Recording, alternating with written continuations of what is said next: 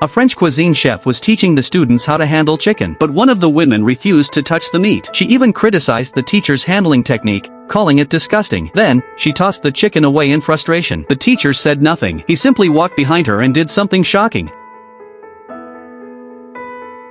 Afterward, he brought her to the back kitchen. From that moment on, things took a strange turn. He began taking care of some final steps. He carried the woman into the trunk and buried her deep in a remote mountain forest. On the way back, he could not tell whether he felt joy or fear. He just started running wildly across the bridge. After dealing with everything, he returned to the classroom and continued teaching like nothing had happened. The next day, a new student joined the class, but this person acted very strangely. He mumbled, spaced out during lessons, and kept stabbing bread with a knife. The teacher walked over and asked if he needed help. Suddenly, the student said someone had messed with his brain. He claimed a device had been placed inside his head, and that it was being controlled by the sound of a bell. The teacher thought the student might be mentally unstable, but then, the student suddenly lost control and a serious incident occurred.